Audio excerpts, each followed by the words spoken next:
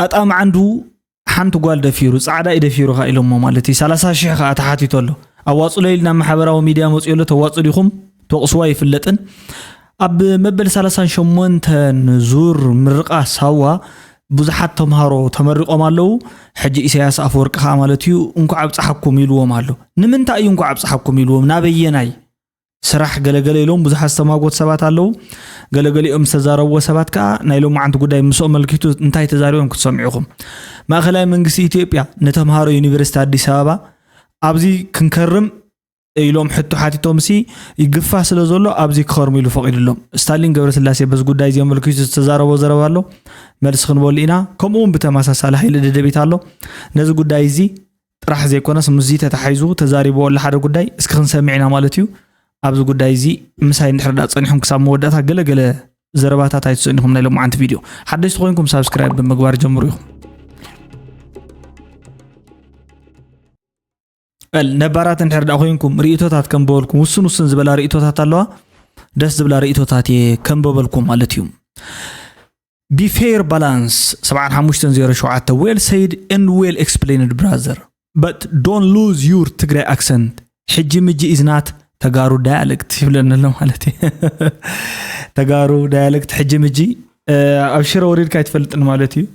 ويريخ كايت فلتن بوزح قانقو له ناي حجي حجي حزي خزي حجي كلهم ما بتقراي زلو دايلكت سيوم مالتي خزيون بحالي هزيون بحالي هزيون بحالي مقالة خباب مالتي خزي بحالي حجي بحالي حزي بحالي حيي خايب بحالي so زم ቋንቋታት ዚኣቶም ዳያሌክትስ እዮም ሎካል ዳያሌክትስ እዮም ወይ ከዓ ኣፈላላይ ኣብ ሓደ ከባቢ ዝረው ዘየታት እዮም ማለት እዩ ባህላታት እዮም ወይ ሕጂ ከዓ ንዓይት ቀርበኒ ማለት እዩ ብጣዕሚ ኣደስ ብለኒ ሓቀነ መዘራብ ቀፂለ ሱሌማን ኣሕመድን ሽደን ንሕና ኩሕጡና ኣሚልና ፈሪሕና ይንፈልጥኒና እዚ ድሑራት ተሓሳስባኻ እዩ እንበር ኩልኩም ተኣኪብኩም ዓይንና ኣይትሞልኡኒኹም ማለትሲ ከምዚስ ኣይፍርሐና ንይሉ ወል ሰይድ ዘፍርሑን ይብልናን ሕጂ ንሕና ከም ዝበልካዮ ንስኻ ማለት እዩ ሎሚ 21 ክፍለ ዘመን እዩ 21 ክፍለ ዘመን ከዓ ኩሕጠኒ እዩ ገለ ዝበሃል የለን ግብሪ ዝኸፍል ወዘተ ሳምቲንግ ዝበሃል የለን ተኸባቢርካ እንተ ሰማሚዕካን ሓቢርካ ምንበር እቲ ሓደ መማረፅ ዘየብሉን ቡሑት እንኮ መማረፅ ዘየብሉ መንገዲ እዩ ማለት እዩ ሶ ንስኻ ዝበልካዮ ትክክል እዩ ወድሓው أنا خم أكون كنزب زلخ خمت نايت سبعة وسيدة إمادتي كوت أنكوت الكاسم خاص سليمان حوي راهو قبل مدن لايك جراتو نزل فيديو إتو إنترتينمنتو أنت عشدن تفوت خامل إسكار أوستي حدا قباب ما أخل قبر هذا كاميرا كري عراي نابزي لي بلا لغاك نابزي سقام عيد وخينك مولو هايلو زيد فور تي ام رئيس النش استمتشوت النزرة عيلة مالتي لايك أجرات تغني اللي نقول لهم مريم نور حسين دبرج فطون يركا بهزبتات انت يمو إذا مغري كابذو ترح أكايا أخلاني عد مغري سقيل كا قفف دحرق قرب كلام دو يوم لعل سالس عامة دواتاتكو علي ما بزلي النخينات هليق يوم حجين نهنا يلوم حيزوم مو ناي تقرأ وقخ نجمر نابو أمسو سوا وسدو رأيوهم نموت قربيهم دلي قريب يوم يبلالو مالتي دلخو اجوخ اب كل تقدم مرحتو يعني دمسيسنا نسخات تمرحينا تمرح انا مخارو كوينا نقصل سيقوم قصروم وق جميروم دمس حزبتات شدنا يقصل رئيس دنش بحق ملس داكل متقاسو خسن ملس داكل متقاسو خسن من كملس قالو حاولت ياخذ تقبر يقبا كتكبر يقبأ بهزبتات زبل رئيت الله مريم حافتي مالتيو يغني لي زوم بعل رئيس دنش كم زبلكم أزيوم فلي زبلوا وقعتات يوم زوقعوا انتهى يزاروا مخانهم نوعلون ايفولتون يوم بايزوي بعل ناتنا إلاس ملاش عندن نعمل لهم عن فيديو خسجر كله هجن كابوس جردهم كتسمعوا تخليهم لسقو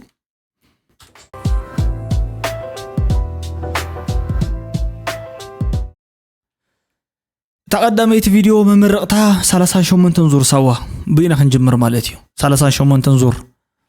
خبر كنن تمرقتي 38 تنزوريا ولدن ممهرانن عليتن يوحنا وصيت فتناتات زي قدس أكاديمياوي غزو بزحية لدرخيت قتل سلزلوو قدامنتاتكمن أتكرهمن عينتاوي فلتات أمدلابن بزي سلكي سراحن تمكرون مهازنتن أفراينت فلتاتكم أم عباي كخون قبوي قرم اتكخون زقبوي فولت أيو مالت أفراينت أب أفراينت أم هزاينت أب زي سلك خامس راح قال كخون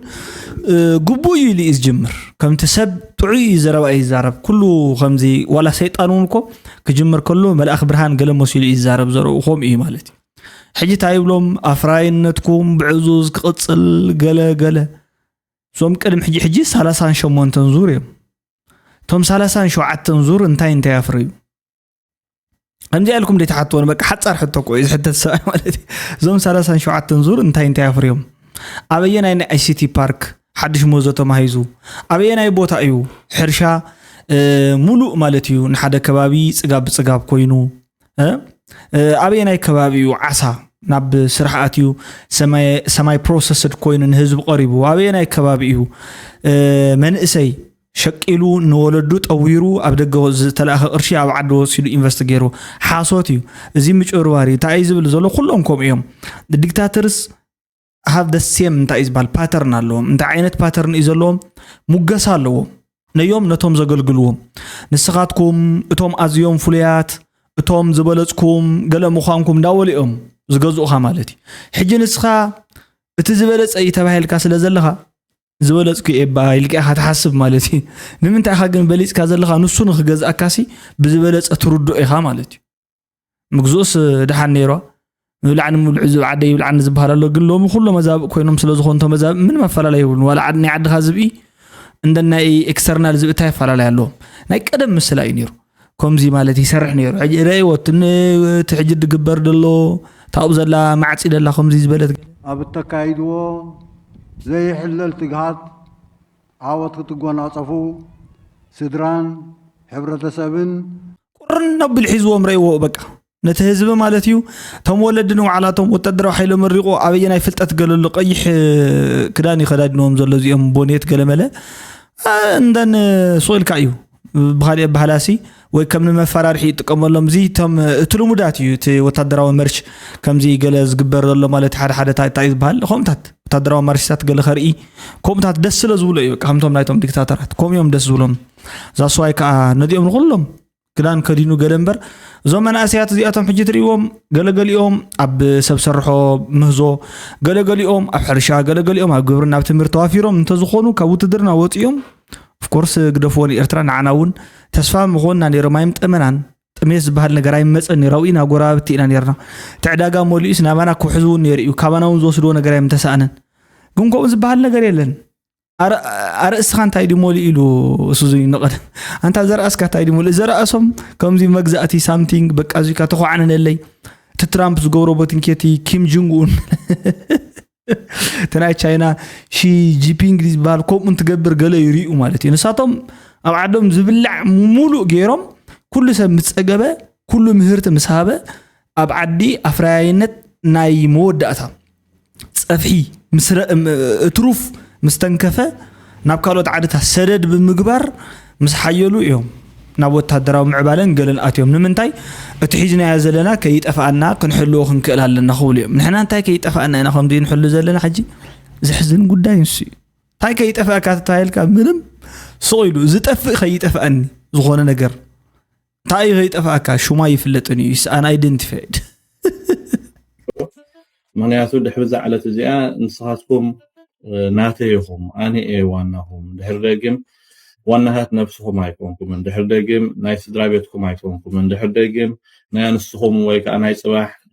መጻምትኩም አይኮንኩም ኣነ ዋናኹም ኣነ ኣዛዚኹም ይዝብለሎ በዚ ምክንያት እዚ እዩ ነዛ ዓለት እዚኣሲ ኣብ ህይወትኩም ሲ ፍሊት መድረኽ አይድሮ ናይ ባቂ እዛ ዓለት እዚኣ ነፍስ ወከፍ ኤርትራዊ ፍሊት መድረኽ ግን ፍሊ ዝኾነሉ መድረኽ ግን በቃ ታ ናጽነቱ ይሕሊፉ ዝህበላ ዓለት ስለዝኾነ እታ ነፍሰ ምትእማን ሕሊፉ ዝህበላ ዓለት ስለዝኾነት እያ ዋነት ናይ ነፍስኻ ዘብቃዓላ ዓለት እያ ካብዚ ዝዓቢ ነገር ከዓ ፍሉይ ክህሉ ይክእልኒ ምክንያቱ ሰብ ኔርካ ናብ ባርያ ትቕየረላ ዘለካ ዓለት ስለዝኾነት ازي ني اتراو منسي ገጢምዎ ዘሎ እዚ ኮ ንባርነት ኮይ ዘመርቆም ዘሎ ዝሕዝነካ ነገር ንባርነት ንጊልነት ንሞት ንዑኳም ዝምረቁ ዘሎ እዚኣቶም ሲ بتمرت كمرقي خا እንደዚህ መንእሰይ ሲ በቃ ብስተፈላለየ ሳይንስ ቴክኖሎጂ ብስተፈላለየ ክምረቁ ኢኻ ትግባ እንደዚህ ዝኣኽሉ ዶክትሬት ዘበሉ ክንዚ ኣኽሉ ፕሮፌሰር ዝገበሉ ክንዚ ዝኣኽሉ ኢንጂነር ክንዚ ዝኣኽሉ ናበልካ መንእሰይ ብትዓውደ ትምህርቲ ይክምረቅ ዝግቡ እምበር ዓመት መፀ 20,000 30,000 መንእሰይ ውትድርና ንግልነት ንባርነት ይምርቆ ዝሕዝነ ካን ዘሕፍረካ ማለት እዩ ኣብ መጨረሻ 150 حصير ب10 دولار نورح خاط تجوزو مالتيو شغاراو نكوازي تخون سدرابيتو خالي كل كفري كل اب دفع تقترو اب زمص خنات كات تطبسو اب تግራይ አጥፊኻ አዲኡ እንኳ አይተርዶሉ مالتيو قريص ለመለ حري ስለዚህ እዚኣ ያኔራ ውጽኢት ናይታ መርቃቶም ተቃወምት እዚኣም ተቃይሞም ኣነ ኻ ተመሳሳሊ ተሰብኣይሲ ቅድም ሕጂ ቀደም ቆልዕተለና ጀሚሩ ሓንተ ዓይነት ስታይል ናይ ኣዘራርባ እዩ ዘሎ ኣይቀየራን ንዓውን ማለት እዩ ርእይቶ ክብ ከሎ ክልተ ሰዓታት እዮም ኢንተርቪው ዝገብርዎ ኢሳያስ አፈወርቅ ማለት እዩ ክልተ ጋዜጠኛታት ኣለው ጴጥሮስ መኒ ዝበሃል ሓደ ቀደም ሕቶን መልስ ውድድር ይቀርብ ነይሩ ይፎቶ ኢኻ ኣንስት ጋዜጠኛ ብጣዕሚ ጎበዝ እዩ ማለት እዩ ሕቶን መልስን ውድድር ይቀርብ ነይሩ ሕጂ ንርኢ ነርና ናይ ትምህርቲ ፕሮግራም ስለ ዝኾነ ማለት እዩ እቲ ሓደ ከዓ ከምኡ ዝኾነ ዜና ገለ የንብብ ነይሩ ክልቲኦም እዮም ተኣመንቲ ጋዜጠኛታት ማለት ዝኹለይ መንእሰይ እዚ ተማሂሩ እንድሕር ኮይኑስ ከመይ ገይሮም ነቶም ጋዜጠኛታት ንሳቶም ዘይትክኦም ኢልኩም ተሓስቡ ብትምህርቲ የመርቆም እንተሎ ኮይኑ የለውን ክልቲኦም ዝሓትዎ ንዑ ኢንተርቪው ዝገብርዎ ክልቲኦም እዮም ንሳቶም እውን ክልተ ሰዓት ብዛዕባ ኢትዮጵያ ይነግሮም ሓደ ሰዓት ብዛዕባ ኣሜሪካ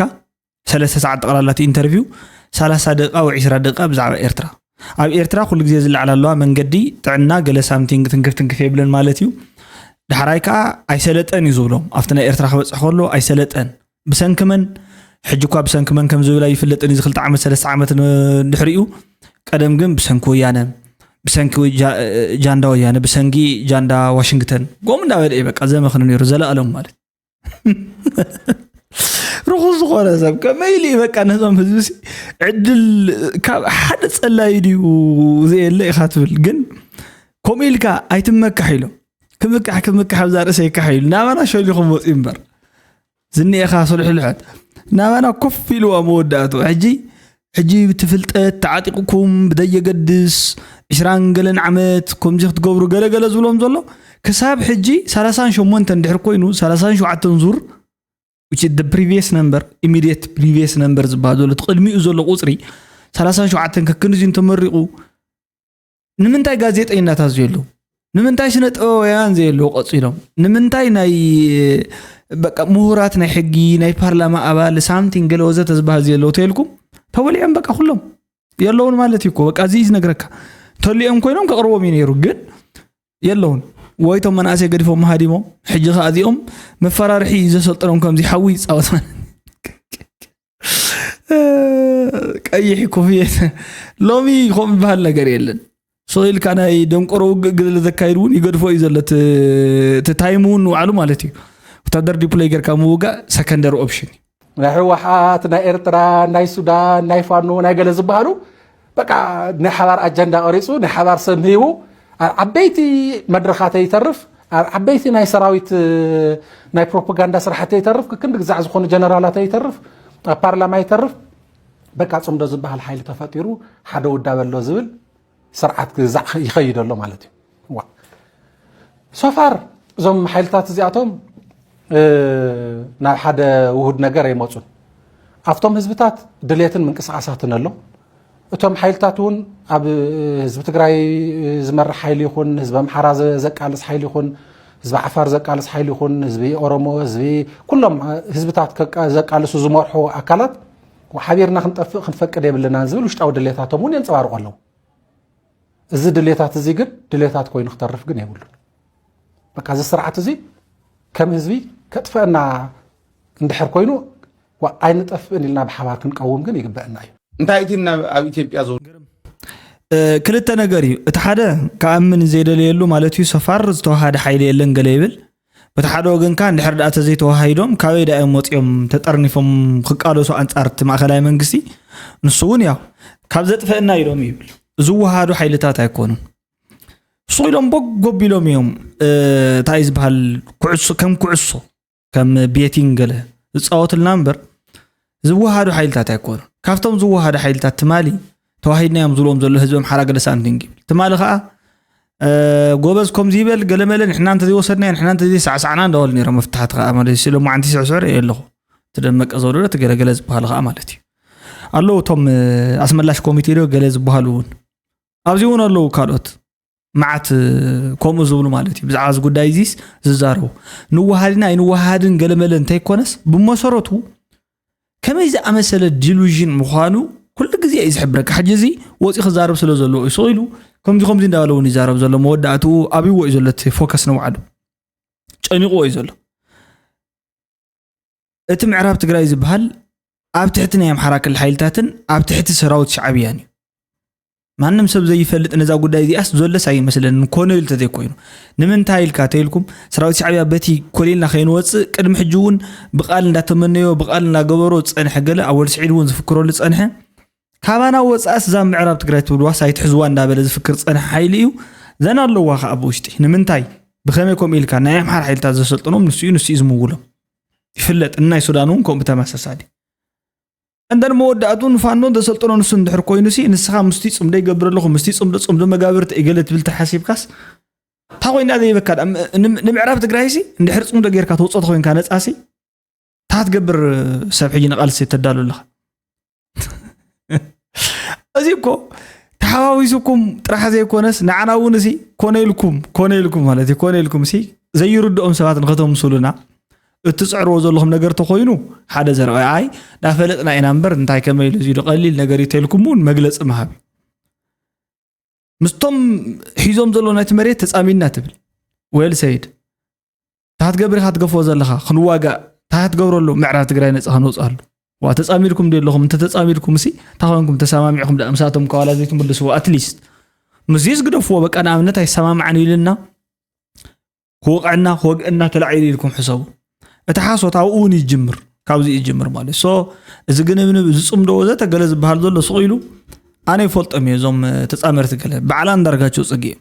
እዚኣቶም ከዓ ሞት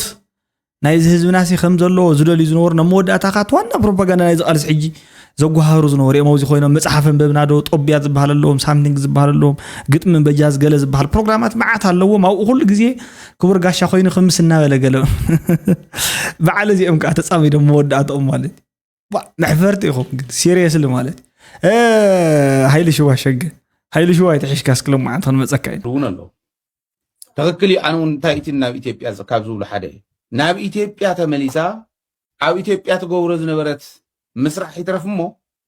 ايثيوبياويانينا يلوم زحاسو تغارون يبلان حزي سيلوم نخبدهم زنورو تغار انت زي كوينو يبلنا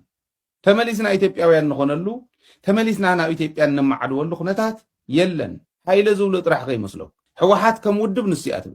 دبلوماتيكلي سلازوق انت زي كوين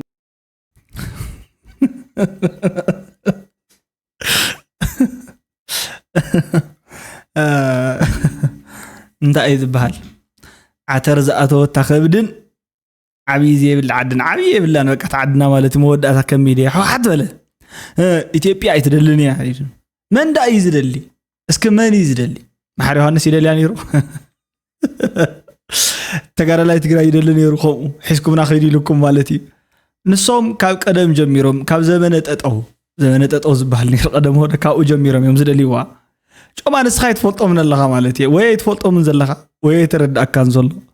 ንሕና ቅድሚ ምድላይና ቅድሚ ምውላድና 39 ግዜ ዓምዛ ሕዳር 29 ከምዚ ጌርኩም ኣኽቢርኩም ናይ ዚኦም ክዳን ተኸደኑ ድራማ ስርሑ ገለ ከምዚ ሳዕስዑ ገለ ዝውልና ነበሩ بعلم ማንም ሰባይ ይፈልጥ ነይሩ ካባይ ጀመር ሕጂና እምነት ኣና ይፈልጥ بعلم መድዮም بعلم ገሌለውና ናውዚ መጺና ማለት ተሓዋውሱ ተዳባለቁ ረኢዝ ባል ተዳባለቁ ናይ ብሄር ተዋጾም እንታን ኩሉ ስለዚ ብሄረሰብ ዝበሃል መዝሙር ነይሩ ዘምርዎ ልመድዎ ናይ ዜግነት ክብር ልመዱ ተባሂልና ራብዓይ ክፍል ሕጂ ማርከሎ ወይ እውን ተባሂልና ኣና ለሚድናዮ نحن يكوننا نبتنا حزب قالسنا حزب تግራይ سي فلطيو نبهراو وصعا نبهراو ጭቆና ካብኡ ነፃ ንክንወፅ ዝባሃል ነይሩ እምብውን ኢሎም እዮም ቀደም ተጋደልቲ እምቢ ካብዚ እንዳሓረይና ሓልፍን ኢሎም ካብዚ ተዚወፂና ዳ ምኽርክበልና እንዲሎም ኣብዚ በረኻ ምስ ረኸቡ ኢትዮጵያ ማለት እዩ ቦዚን ከይዶም ክበልዑ ከብዶ መሳፊሖም ንየ ምስ ወፅሑ ኣብኡ በዓላቶም እዮም ምርግ ኢሎም ካብ ማንም ዝኾነ ሰብ ንላዕሊ ኣብዚ ሕጂ ኣለዎ እንተተባሂሉ ኣብዚ 27 ውሽጢ ኣብዘን 10 ገለመለ ዓመታት ዘጥረየ ሃብቲ ክህሉ ይኽእል እዩ ደን መብዛሕትኡ ከዓ ንመቐለ ዘጓየዮ ሸይጡ ዝሃደመ ወዘተ ዝነበረ እዩ መብዛሕትኡ ማለት እዩ ብፍላይ ዝሓለፈ ሕጂ ናይ 2013 ዓመተ ምህረት ውግእ ንውዙሕ ኣናዓዒብዎ ገለ ስለ ዝኾነ ገለገሊኡ ሸይጡ ሃዲሙ ገለገሊኡ ገዲፍዎ ሃዲሙ ወይ ብኻሊእ ሰብ ሸይጡ ይኸውን ገለገሊኡ ከዓ ከምኡ ዝተወሰነ ሰብ ከዓ ስቑኢሎም ዘለዎ እንተስተኣሲሩ እንተስገለሉ ተኸላቢቱ ብድሕሪ ወፂኡ ናብኡ ተመሊሱ ናብ ገዝኡ ኣትዩ ምስ ሕርቃኑ ምስ ሳምቲንኩ ማለት ዋና ሃብቲ ዘለዎ መን እዩ ኣብዚ ኣብ ኣዲስ ኣበባ ደብ ገለገለ ሃብቲ ዘለዎ ንሳቶም እዮም ቶም ተሎም ዘለኻ ሰባት ንስኻ ግን ተሸዊድካ ኢኻ ብኣንጻሪኦም እንታይ እዩ ዝበሃል ለምካ እምበር ስኹለይ ተቓሊሱ ኮት መንእሰይ መወዳእታ ንዓና እኮ እዮም ኢሎም ናበይ ኢሉ ንዓና ኢና ማእኸል ዓዲ ኣብኡ እዩ ዘሎ በቃ ተሸውሃትና the hidden treasure ዝብሎ ንሽሙ ኣብኡ ኢና ንረኽቦ እዮም ዝብሉኻ እምበር መጀመርያ እውን ተዘሪብዎም ነይሩ ማሕሪ ዮሃንስ መጀመርያ ነጊርዎም ነይሩ እንታይ ዘጓየለኩ ናውስታ እዩ ዘኺደኩ ካልኣይ ከዓ ንዲፕሎማሲ ኢሎም እምበሪ ኢልካ እንድሕር ኣብዚ ዲፕሎማሲ ተዘይሰሪሖም ዳ ምንታይ ዳ ክሰርሕ ዳ ብዲፕሎማሲ ዘይከኣል ድሕር ኮይኑማ ብኻሊእ ነገር ከም ዘይከኣል ትፈልጥ ኣለካ ዝከኣል ተኮይኑ ግን ኣብዚ ተዘይሰሪሖም ዲፕሎማሲ ኣብ ካልእ ክሰርሕ ይክእሉ ሶ ኦብቪየስሊ ትብሎ ዘለኻ ሓሶት እዩ ብግልባጡ ሓሶት እዩ ኢንክሉዲንግ ንስኻ ኢለ ይግምት ማለት እዩ ኢንክሉዲንግ ንስኻስን ባዕሉስ ሓሶት እዩ መብዛሕትኦም ሲ ድሌት ዘለዎም ኢንተረስት ዘለዎም ሞር ካብቲ ህዝቢን ካብቲ መንእሰይን እቲ መንእሰይ እንታይ ይፈልጡ ሕጂ ተወለደ ሰብ እዩ መብዛሕትኡ ሕጂ ዝዋጋእ ዘሎ ሕጂ ክንመርሕና ሕልፍና ዶ ወዘተ ገለ ወለ ዝብል ዘሎ ካብ 83 ዓመተ ምህረት እንዳሓር ዘሎ እዩ ዲፕሎማሲ ኣኸ ይወድቕ ስለ ተሓስብ እንተዘይኮይኑ ሕወሓት ከም ውድብ ኣብ ኢትዮጵያ ዘለና ስቴት ዘለና ትሕዝቶ ንምምፃእ እንተዘይኮይኑ ሕጋዊ ብዝኾነ መንገዲ ምስ ኢትዮጵያ ንምግልጋል እንተዘይኮይኑ ሕወሓት ከም ውድብ ናብ ኢትዮጵያ ተመሊሳ ትሰርሓሉ ኢትዮጵያዊ ትኾነሉ ኣብ ኢትዮጵያ ስልጣን ዝሕዝሉ ኢትዮጵያውያን ኮይኖም ተጋሩ ክነብሩ እዮም ኢሎም ዝሓስቡ ልዕልና ይብሉ አይተሻል ከትግራይ የሚሉት ወጣቶችን ወደ መከላከያ ውስጥ የከተቷቸው የነጌታቸው የአንድ የዝግ ስብሰባ ውስጥ የወጣ ሪከርድ አለ ማሰማት እንችላለን ሹር ያ ስብሰባ ላይ ነው የሚያወሩት ዋው ያው ህዝቡ ልጁን ወደ አዲስ አበባ ሲልክ እዛም የሚጠብቀው እስር እንደሆነ ነው ግፋው ትግራይ ተይልና ናይ ፌደራል ሓይልኻ ታክሰርሕ ኣለዎ ኣብይ ማዕቆብ እዩ ይመፅሎ ብባሳት ይመፅሎ ብፕሌን ይመፅሎ ትግራይ ኣብኡ እናሃለወ ናይ ፌደራል ሓይሊ ወር መከላከያ ዝኣትወሉ ፃዕሪ ተዝግበር ናፍቲ መንእሰይ ካብ ዓዲ ግርም እዚ ኮምፕሊትሊ ብሓሶት ዝተቆረፀ ቪድዮ እዩ ባይዞይ ኮምፕሊትሊ ማለት እዩ ማለት ሰሪሕና ልናት ቪድዮ ከም ዘሎ ብሓሶት ቆሪፆም እዛ ማርያማዊ እንታይ ብቀዳማይ እውን ከምኡ ዕብዲት ምዃና ተዛሪበ ግን ኣብ ተቃልሲ ነይራ ብሓቂ ኣገለ ነይረሉ እዚ ዝብል ዘሎ እቲ ሰብኣይ ዝብል ዘሎ ኣብኡ እናሃለወ ሓደ ኣብኡ እናሃለወ ሚንስ ኣብ ትግራይ እናሃለወ ተሓይል እዚ ተብዚ ዘሎ ሓይል እንተዝኣቱ እዩ ዝብል ተብዚ ዘሎ ከምኡ ኢሉ ዝዛረብ ዘሎ ሰብኣይ ካልኣይ ከዓ ይመፁ ስለ ዘለዎ ኣብዚ ሲንታይ ውሕስና ኣለዎም ዝብል ዘረባ እዩ ነይሩ መጀመርያ ተላዒሉ ካልኣይ መከላከያ ናብኡ እንድሕር ኣትዩ ንሳቶም ናብኡ ከኣቱ እዩ ዝብል ዘሎ ኣብኡ ኮይኖም እዩ ዝብል ዘሎ ኣብዚ ይኮነ ዝብል ኣብዚ ክሳብ ሕጂ ብዘሎ ቃል መሰረት ፍሉጥ እኮ ኦብቪየስ እዩ ምንም እዚ ኣድበስቢስካ ኣጓዕቢዕካ ዝሕለፍ ኣይኮነን ኣቐዲሙ ከሰልፈካ ይኽእል ተጠርጢርካ ከዘንግዓካ ይኽእል ኣቐዲሙ ከኣስረካ ይኽእል ብዙሕ ነገር ኣሎ ብዙሕ ሳምቲንግ ሃፐን ገብር ከም ዝኽእል ዝፍለጥ ማለት እዩ እትት ንስኻትኩም ከምዚ ኢሎም ከይዶም ክቃለሱ እዮም ሕጂ ዘቆልዓ ቀፂላ ትዛረቦ ዘላስ እንታይ ትብል ምህላዋ ንባዕሉ ንባዕላ እውን ጨኒቕዋ ስለ ዝኾነ መወዳእታ እቲ ምግፋፍሲ ኩሉ ምግፋፍ ስለ ዝኾነ ሳኡ ተገፈፉት እቲ ምግፋፍሲ ኩሉ ምግፋፍ ስለ ዝኾነ ሳኡ ተገፈፉ ኢላ ኩሉ ምግፋፍ ስለ ዝኾነ ኩሉ ምግፋፍ هو مغفافي obviously فلوت እዩ ግን እቲ መንእሰይ ካብኡ ናብኡን ኮይለኩም ኣብ ዝሓለፈ እዋን ካብኡ ናብኡ ሲ انت 3 معلت تلوني الي خون انت 3 معلت انت سورحي انت سامثينغ زرو زخونه سبيس كتلوني الي خون اي فلطن نابزي هادي مزمز زلو وحس كم زي كونس زي فلط امرو سلا زلو يكونن خم يلك تزاربو خلهم كم زي زبل قال تزاربو خلهم كا زي بولو سبات ايتبول بعد جيتاچو عص اخيبا سامثينغ لهم الم نو نورمال اخيبا يتزرب ز اخيبا الزربازي كم زي لم يموصلو تمنا اسيب مزحاتي يموصلو ابزي ستايم غبرو خوينا ماوزي ون وحسنا زب اكل سامثينغ زبال ነገር የለን ابزي مصيمካ مفتح زبال ነገር زلو يكونن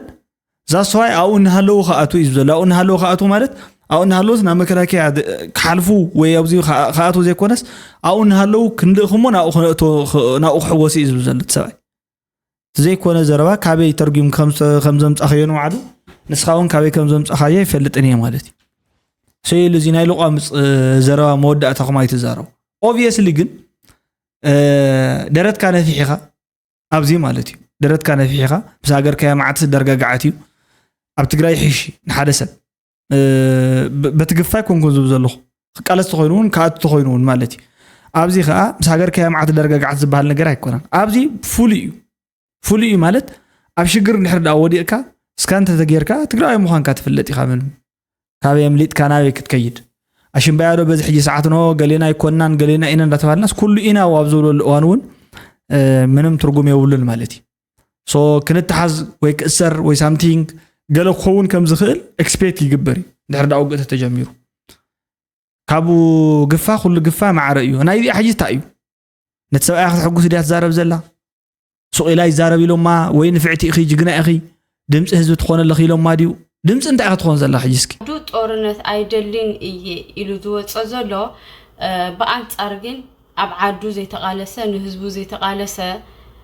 ان ابي احمد كقالس نتتمالي مصيو اب لعلينا جنوسايد فصملنا مالتيو انا تاخبل دلي منسي تግራይ نقح اب عدها طورنت ايدلن قفالو بسلامو منقد كنفتحو نفتن نمتعينا طورنت نمتعينا افوموز نمتعينا بكلاش طرينا امن إلكم حواتنا نودي سابات خدو مالتي او مسكركا مكلاكا ياخذتو خايوم كسلطنيخا دحراي افوموز نبحوكا ختل عليخا مالتي فتيخا خيفتها تا كلاش كتحزايخا تبرات كتل عليخا تبرت كتلعي لها من ممارات يبل كان انت خيركا تاخذ قبر تخل كتقفا في خايا اقديرهم كتو خايوم سلازي اتقفا ابعد خونه ابدي سابا خونه حدي تلغ مصمصي مودعታት تتزارب يزلخسي كل سب حاسبو سقدم حاسبو استنتي اندي زغعز وغلغلينا بعد ما خنعبيكينا وي كتعبينا اخد حن صقم يقول ازي ناب حوات كان دي خطكس او خوينون ناب حواتي خطكس مبزحاتو فرقه هاديمو فرقه حزب اندحر هاديمو ويل سيدي اندو يلدان ناب حوات كي خطكس عشان بعد حجس قدم حجون كومتا ما حسال زغاطم ነገር ይነሩ ናይ ኤርትራ ተኩሽናውና حواتنا ተኩሽና ነሶም ተኩሽም ናባና ምጽዮና ናባና ደጊሞሞ ናማ አኸል ኢትዮጵያውያን ተኩሽና ማሕራ ክልል ተኩሽካ ናሓውካ አሃትኩስ አው ወይ ኮኻ ወይ ሓትነኻ ሳምቲንግ ወይ ገለ ብቻ ኣብቲ ወሰን ዘለዎ ኸኣ ተዋሲዮም ተዋሊዶም ስለዝኾኑ ምስኦም ተታኺሶም ሕጅውን ምስኦም ናብኦም ተተገልቢጥካውን ናባናኦም ተኩሶም ናባናውን ሰብ ዘይብሉ የለን ሕጂ ገለገለ ሰብ ክሪኦ ከለኹ ካብ ክልተ ዝተወለደውን ኣሎ ኣብቲ መዋሰብ ከባቢ ኣብቲ ዶባት ዘሎ ከባቢ ኸኣ ክልተ እዩ ናብነት ቦገን ኤርትራ ተኸይድካስ ሓቱና እኮ ሳምቲንግ ገለ ዝበሃል ነገር ኣሎ ከምኡ ብተመሳሳሊ በምሓራ ክልልን ተኸይድካ نابنت رايا لما تقل سامتينغ دحر مصيخنا ابزوزني قبو سامتينغ ገለ ዝበሃል ዓድታት ተመጽኹም ኮምዩ بغوندر ከባቢ ብጫፋት ኳዳ አይ ዘለምር ዓደርቃይ ማይ ጽብሪ እዚኦም ኩሎሙን ተመሳሳሉ ኾምዮም ብተንቤን ናብ ሰቆጣ ገለ ሳምቲንግ ተኸድካውን አለው مستواسو እዮም ተመጽዘሎ ማለት ሶሰነ ቦታታት ገለል ዝኾነን መሳግር ዘይውል መኪና ዘይአቶን ሳምቲንግ ካ አይተዋደድካን ንሑመራ ተኸድካውን ነን ገደደ ማለት ብዙሕ مس جنوب كتواجع خمس السودان سامتين ممكن تبقى استغل هجل اتوانا نسخت بلي زلخي ابتي مغفاف كوم زي كونس مغفاف تطو يبل ካብ ሕግ ወጻኢዩ ኢልክ ክንዲ ድምጽ ተኾነስ ያ መወዳእታ ከነስታይቱ ለለ ክትግፈፉ ይኹም ከም ዚልኩም ገለገለ ኣብ ዕቆል ንኸዘለኸን ስኸል አንታይልኩም መኹም እንታይ ዝዛረበለክ ወሲነ እንዲ ክመጽ ኣነ ክኸድ ከለኹ ዋላ ይቃልሱኒ ولا تعيز باليت حزن ولا بعنጨቲ ገለገለ እንዳወልኩ ይዝኸር ዘለኹ እግረይ ዝመርሐኒ ድማ ይዝኸር ዘሎ እግሩ ዘዝመርሐ ዘሎ እምበር ሓሲቡ ኣስተንቲኑ ኣብኡሲ ኢሚዲየት ምእሳር ስለ ዘሎ ካብ እሱር ንምምላጥ ኢሉ ዝመፀውን ኩሊ ኣብዚ እንኮ መፂት ኣሲሩ ኾን ይኽእል ይፍለጥ ግን ከምዚ ኢልኩም ክተጉዕ ከለኹም ሲ ልቁመፅመፅ ይዝባል ብሓፂሩ ኣነስ በልሕየ ካባኻትኩም ንላዕለ ኣእምሮ የብልኩምን ኢልክናኩ ከምኡ እኮ ጌርክዮ ማለት እዩ ዘይፈልጥ መስሉካ ከም ኣይኮነን ሕስና ናይ ስታሊን እንታይ ተማሪዎች ያው ክረምት ነው አሁን ክረምት አዲስ አበባ ዩኒቨርሲቲ ዶርም ተሰጥቷቸው እንዲከርሙ በተለይ ደግሞ የትግራይ ተወላጆች ብሏል። ይሄ በአማራ ክልል ጦርነት አለ። በትራንስፖርት በእግር አይከሄድም፣ በመኪና አይከሄድም፣ በየብስ አይከሄድም። ቤንሻንጉል ጉሙዝ ዝግ ነው ታውቁታላችሁ። አሶሳ በአውሮፕላን ብቻ ነው ያለፉት ዓመታት ያለው። ለቤንሻንጉል ጉሙዝ ተማሪዎች አልተደረገም። ደምቢዶሎ ላሉት ተማሪዎች አልተደረገም። አማራ ክልል በየቦታው 4 ዓመት ኦልሞስት 4 ዓመት ይሄድ ያለው አማራ ክልል ጦርነት ለአማራ ተወላጆች አልተደረገም። ለትግራይ ብቻ ግን ተደረገላቸው። ለትግራይ ተደረገላቸውና ምንድነው የሚለው አዲስ አበባ ለውትድርና ህወሓት ያፍሳቸዋልና እዚህ ላስከርማችሁ እዚህ ክረሙ ዶርም ሰጥቼ እዚህ አከርማቸዋለሁ ይላቸው። حراي اتحسوت كم زلو ማለት እዚ ዋና እንታይ እዩ ናይ ንባዕል ስታሊን ናይቶም ኣብ ደገ ዘለውን በቶም ኣብ መቐለን ከባቢኡን ዘለው ብኣስመራውን ዘለው እዩ ትልኡኽ ገለ ተዋሂቦ ሲሪየስሊ ማለት እዩ ንምንታይ ኮም ኢልካ ተይልኩም ምናልባት እቲ መንእሰይ ሱቕ እንተይልዎ እቲ ማእኸላይ መንግስቲ ምናልባት ኢንኬዝ ሱቕ ተይልዎ ሞን ኣብ ስራሕ ገለ ተዋፊሩ ጨኒቕዎ ከይዱ ክውዳእ ይኽእል ዝብል ሓሳብ መፂኦም ሓደ ካልኣይ ከዓ ጨኒቕዎ ስለዚ ኢሎም ሓሲቦም ኣብቲ ዝኸዶ ዕሾኽ ክንኮኖ ኣለና ኣትሊስት ተገደደ ነቲ መንግስቲ ሲ ኣብ እንታይ ዝባል ክነዘኻኽሮ ኣለና እዩ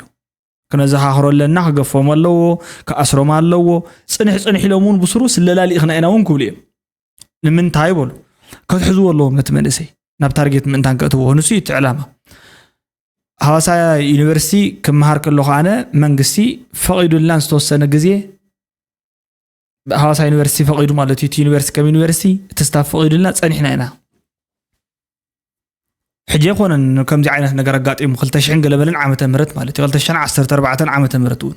تم أساسالي إحنا راح يكونن ولا قاعد نورتهم هارو خمو كسب ወሎ ከባቢ ዘለዎ ማለት እዩ ደስየ ኮምቦልቻ ገለ ዝነበሩን ሶሶኑ ተማሃሮ ተፈቂድሎም ከባቢ 50 ገለ ሳምቲንግ ነይሮም ሕቅርሕ ዝበሉን ኣብ ሓደጋ ኣሎ ተባሂሉ ዝተጠርጠረን ማለት እዩ ዩኒቨርሲቲ ተፍቂድካ ካልኣይ ከዓ እቲ ዩኒቨርሲቲ ኣን ባዕሉ ፈቂደልኩም ዘይኮነ ቶም ተማሃሮ እዮም መልኪቶም ቶም ተማሃሮ እዮም ከዓ ዘመልክቱ ንሕና ተማሃሮ ተለና ንሕና አይና ወረቀት ነእቱ ነርና ክፍቅ ማለት ተወልዕ ይብልካ ተኸደ ይብልካ ተሰትየ ይብልካ ሳምቲንግ شعوها إرتراويان نيرم تحجزنا مالتي نساتهم نزخول تمهراي نحجزو سامتين دا جبرو سلكن دا دولو كرشن دا لأخو دقعدنا ونيرم كمو حجين عايزة مرقة النهيوة تبهل كمس جنايد اللي نقرأ من قدام مالتي زحجزنا نيرم عب دقز الله موزحتهم سعودي قال خباب زنور تزاي كوينوسي إذا لو ما عند تفترت نمنت أنت أي حجزي أنت هيدا الرخبلو تايز الرخبزلو حجي مستناتكم بوليتيكان أمنت لديت بي بوليتيكايو إلنا نزارب من أمنت زي ستايو نمنتاي تحاورهم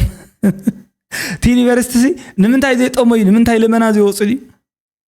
كاوريوم لمنا وصيهم سامتين قال خطول برد انتهى فرع عليه سيم الله سمو خانم دحر تفوليت أمون تحتي تومسي مجو تهيبو انتهيبوهم تم تمارو زيهم ستايت أجم what the problem كم زي زبالة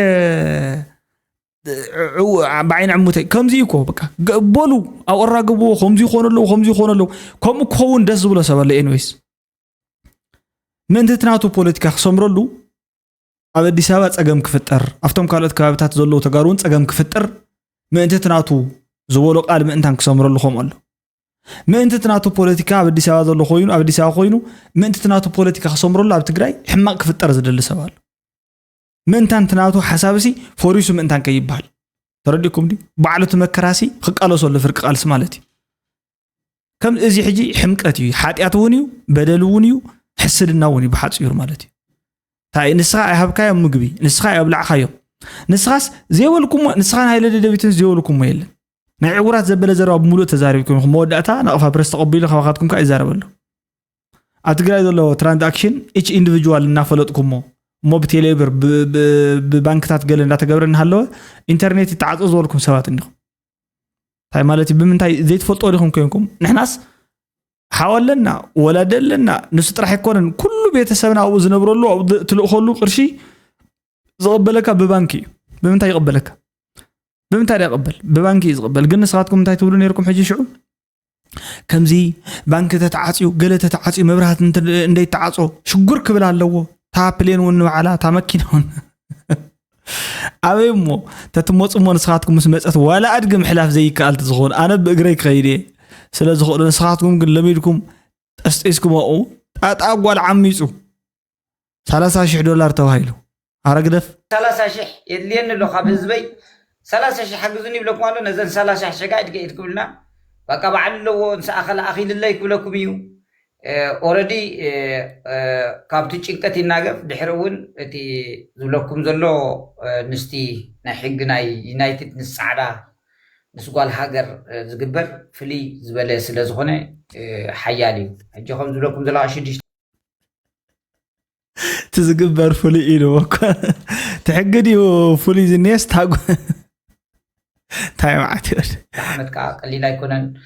ኣብኡ ዋላ እውን 6 ዓመት ኣይኮነስ 2 ዓመት ወይ ዓመት እውን ቀሊል ኣይኮነን ነዚ ዝብለኩም ዘሎ ሓግዝዎ ዞም ኣሕዋተይ ካልእ ኣይንብልን ኢና ኣብ ምስጉሰልካ ኢና ዘፀግመካ ነገር የለን ህዝብኻ ብፅቡቕ ዝፈልጠካ መስሓቂ ዝፈትወካ ምሕሪ ዝፈትወካ ንስኻ ወዲ ህዝቢ ኢኻ